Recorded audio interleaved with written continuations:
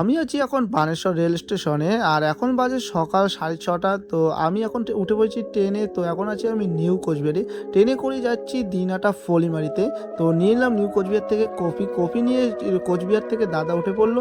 তো এদিকে দাদা বসে পড়েছে, আমরা সবাই মিলে যাচ্ছি মাসির বাড়িতে। বাইরের দৃশ্যটা খুবই সুন্দর লাগছে আর আমরা এদিকে দুজনে বসে আছি। তো বোরিং লাগছে কিন্তু আবার ভালোও লাগছে।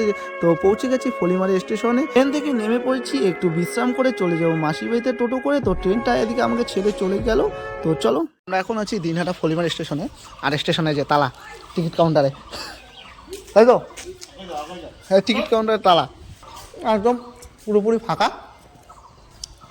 ভিতরে কেউ ভিতরে কেউ নেই, ভিতরে কেউ নেই, একদম বাইরে থেকে তালা মারা শুরু হয়েছে। তো স্টেশন থেকে আমরা চলে এসেছি এখন টোটোতে ওঠার জন্য। টোটোতে উঠে করে যাচ্ছি এখন মাসির বাড়িতে। তো দাদার আমি এক সাইডে পুরো চাপাচাপি করে বসেছি আর এইদিকে প্রাকৃতিক দৃশ্যটা খুবই সুন্দর লাগছে।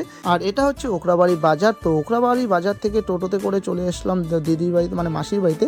তো আজকে হচ্ছে দিদির স্বাদ, তো স্বাদের অনুষ্ঠানের জন্যই মাসির বাড়িতে আসা। তো এখানে স্বাদের অনুষ্ঠান চলছে, তো আমরা এদিকে একটু গল্প গুজব করছি।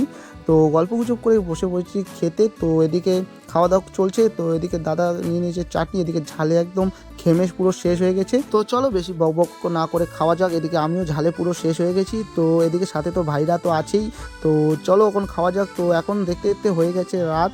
তো রাতে যে আমরা এদিকে গল্প গুজব করছি। আর আজকে হচ্ছে ইন্ডিয়া আর নিউজিল্যান্ডের ফাইনাল ম্যাচ, তো সেটাই দেখছিলাম। তো আর এদিকে ইন্ডিয়া উইন হয়ে গেল। তো দেখা হচ্ছে নেক্সট কোনো মিনি ব্লগে, ততক্ষণ জন্য টাটা বাই বাই।